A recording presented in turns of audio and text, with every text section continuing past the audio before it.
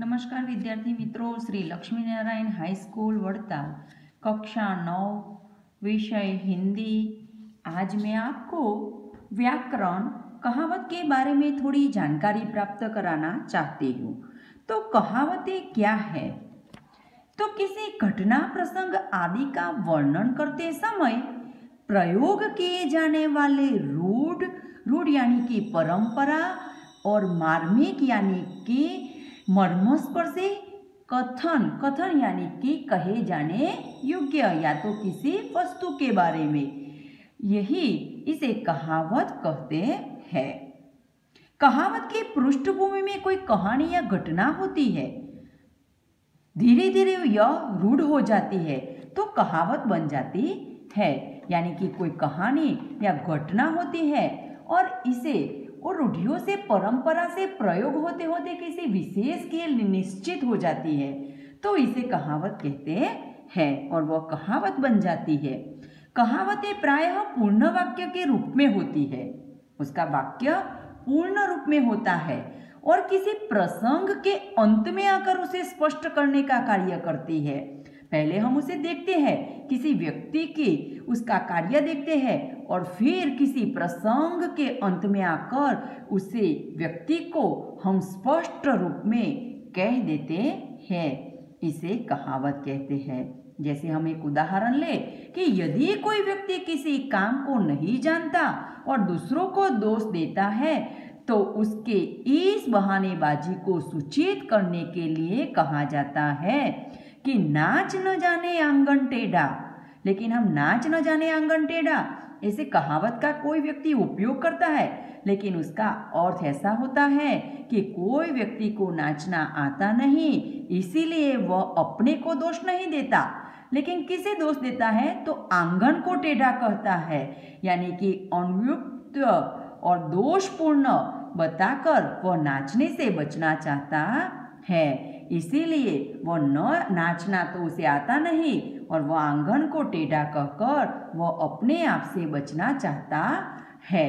ऐसे ही दूसरी कहावत देखें तो माता पिता अपने कमाऊ बेटे को बुरा व्यवहार भी सहन कर लेते हैं तो उनकी इस स्थिति को प्रकट करने के लिए कहा जाता है कि दुधार गाय की लात भी भले वह लड़का हमारे साथ बुरा व्यवहार करता है, बुरा बोलता है, लेकिन वह कमाता तो है, इसलिए हम कुछ भी नहीं बोल सकते। और इसीलिए कहा जाता है कि जो गाय हमें दूध देती है तो उसकी लात भी हम खा लेते हैं, इसीलिए पिता अपने कमाऊ बेटे का बुरा व्यवहार भी सहन कर लेते हैं। हम आगे 3 कहावतों का अर्थ देखेंगे कि कहावतों का प्रयोग करने के लिए उनके सूचितार्थ को समझना आवश्यक है। तो हम ऐसे 3 कहावत देखेंगे। तो पहली है कि सांप भी मरे और लाठी भी न टूटे। तो इसका पूरा अर्थ स्पष्टता रूप से दिया गया है कि हमारा काम भी हो जाए और नुकसान भी न हो। जहाँ बिना नुकसान उठाए काम करने की बात होती है वहाँ इस कहावत का प्रयोग किया जाता है। जैसे ऐसा उपाय बताओ कि उससे रुपये भी मिल जाए और संबंध भी न बिगड़े।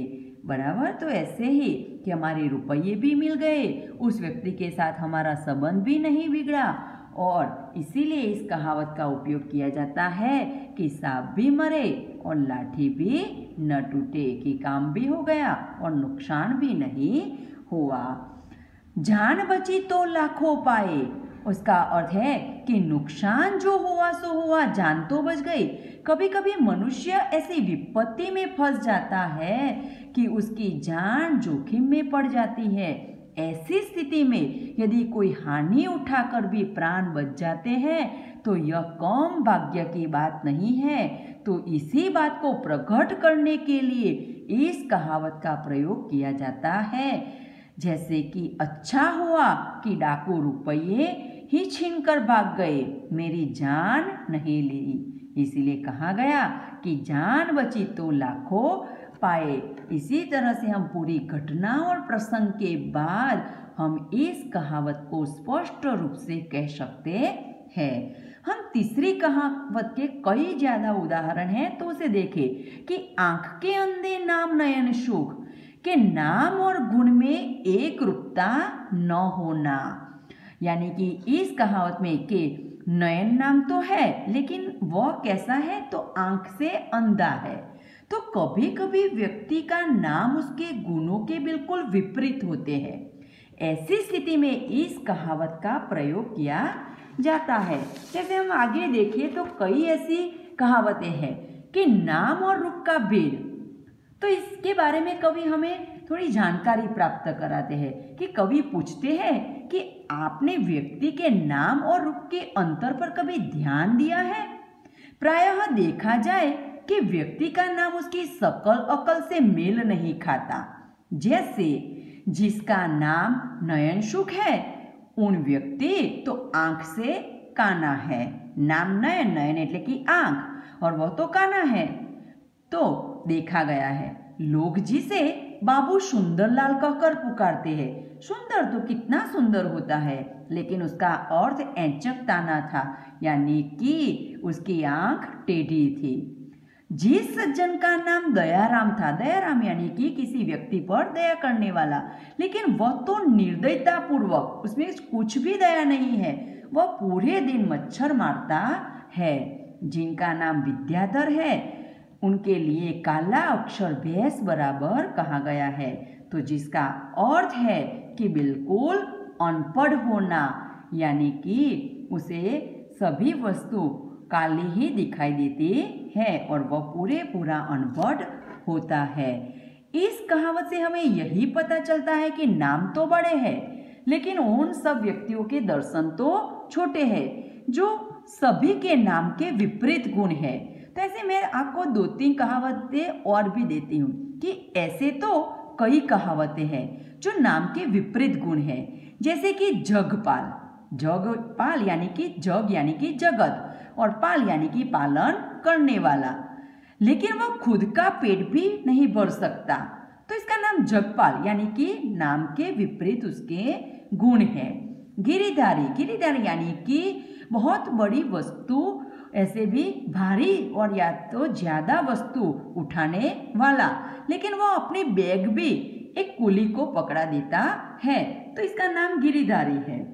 ज्ञानचंद यानी कि बहुत बड़ा ज्ञान जानने वाला, लेकिन वह बहुत सूट बूट में वह निकलता है तो हमें लगता है कि उसमें कितना बड़ा ज्ञान होगा, लेकिन वह तो 10th में यानी कि 10वीं कक्षा में भी बहुत बार नापास हुआ है। इसीलिए कहा गया है कि नाम के विपरीत गुण होना, यानी कि नाम तो बड़े हैं लेकिन दर्शन छोटे हैं।